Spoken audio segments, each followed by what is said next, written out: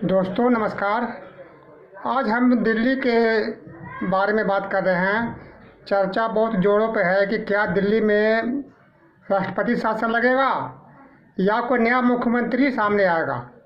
इसी बात पे चर्चा कर रहे हैं। जहाँ तक रही बात राष्ट्रपति शासन की, तो अभी तक तो केजरीवाल ईडी के हिरासत में थे, लेकिन अब उनको तिहाड़ जेल भेज दिया गया है। तो वहाँ से मुख्यमंत्री के रहते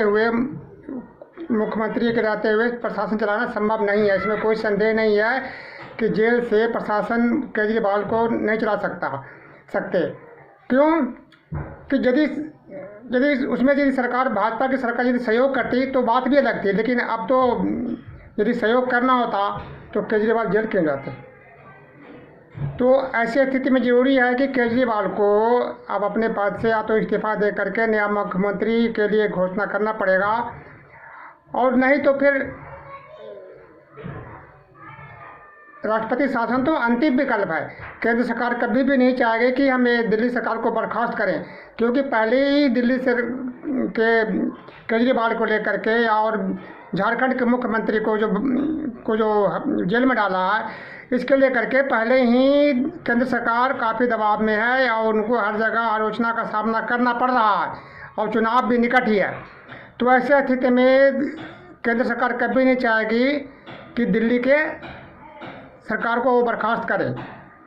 लेकिन यदि केजरीवाल इस्तीफा नहीं देते हैं और यदि पार्टी में असंतोष फैलता है, तो निश्चित ही कोई ना कोई चेहरा आगे आएगा। तो ऐसे टाइम में यदि पार्टी में कुछ गड़बड़ होता है, तो ऐसे स्थिति का फायदा उठा करके केंद्र सरकार बिल्कुल राष्ट्रपति शासन लगा सकती है, यदि वैसी स्थिति बनती है तो। लेकिन फिलहाल तो मुझे ऐसे बनते हुए नहीं दिख रहा है।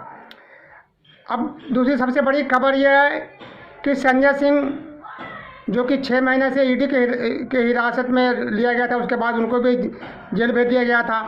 तो 6 महीने बाद वो जेल से बाहर आ रहे हैं।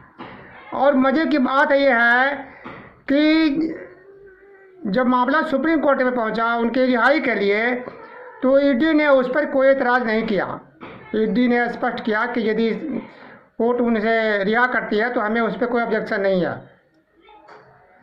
तो यहाँ भी कोई ना कोई उसमें कुछ चाल, केंद्र सरकार की चाल लग रही है। ईडी यदि नहीं विरोध किया है तो उसके पीछे भी कोई ना कोई मकसद जरूर रहा होगा, क्योंकि केंद्र सरकार भी तो चाह रही है कि किसी न किसी तरह से केजरीवाल को अंदर इसलिए किया गया है कि उनको चुनाव से दूर रखा जाए। और यदि कोई ये सोच रहे हैं वो आप लोग कि भाई आपके नेता संजय सिंह बाहर आ गए तो और नेताओं को भी बाहर आने का रास्ता साफ हो गया है, ये भरम आप बिल्कुल मत पालिए। ऐसा नहीं होगा।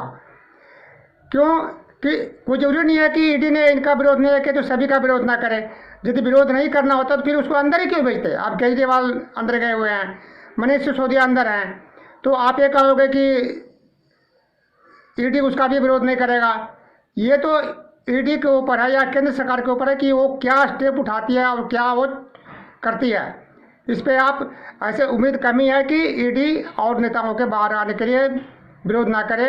और ख़ास करके अरविंद केजरीवाल के लिए यदि ऐसी बात आती है, मामला आगे पहुंचता है कोर्ट में, तो ये तो कतई संभव नहीं है कि केंद्र सरकार उनको बाहर आने के लिए विरोध ना करे। विरोध तो करेंगे।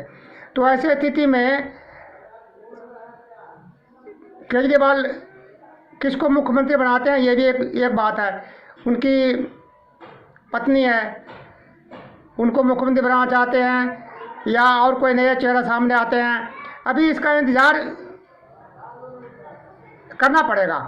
और जितना जल्दी मुख्यमंत्री केजरीवाल घोषित करने उतना अच्छा है। नहीं तो जितना देर होगा पार्टी में असंतोष फैलेगा और इसका फ़ायदा उठा करके भाजपा को इसका मौका मिल जाएगा दिल्ली सरकार को बर्खास्त करने का। लेकिन ये अंतिम मौका है। लेकिन जहाँ तक उम्मीद है कि ऐसा होगा नहीं। संजय सिंह भी जो बाहर आए तो उनके पीछे कुछ शर्तें कोर्ट ने लगाया है कि ये नहीं कि ऐसी बिना शर्त ही उनको रिहा किया। उनके पीछे भी शर्त लगाया गया कि वो एक तरह से ये नहीं कि उसका ये इनको बाहर कर दिया गया तो सभी के ऊपर वही चीज़ लागू होगा, ऐसा बात नहीं है। तो अब समस्या अब ये है कि राष्ट्रपति शासन भी दिल्ली में लग सकता है यदि पार्टी के अंदर में संतोष फैलता है, तो यदि किसी मुख्यमंत्री के ऊपर यदि बात नहीं बनता है तो ऐसा संभव है। लेकिन ये सोचे कि केजरीवाल भी जेल से सरकार चला लेंगे और तो ये संभव नहीं है। कभी भी केंद्र सरकार ऐसा नहीं चाहेगी, और यदि अपनी जिद पर अड़े रहते हैं तो केंद्र सरकार को मौका मिल जाएगा उनको बर्खास्त करने का, दिल्ली सरकार को। तो दोस्तों, अभी तक जो स्थिति यही है कि दिल्ली सरकार में आपके पास दिल्ली में दो ही विकल्प है, या तो मुख्यमंत्री बदला जाए, या यदि मुख्यमंत्री नहीं बदला जाएगा तो केंद्र सरकार निश्चित ही दिल्ली सरकार को बर्खास्त करेगी और अपने जगह राष्ट्रपति शासन लगाएगी। दोस्तों, अभी तक तो अपडेट यही है, बाकी जो कुछ भी होगा आगे वीडियो में बताएंगे। यदि आपको वीडियो अच्छा लगा हो तो इसको लाइक करिए, सब्सक्राइब करिए, और चलिए बार यदि देख रहे हैं तो इसको सब्सक्राइब करके आगे बढ़ाइए। जय हिंद दोस्तों।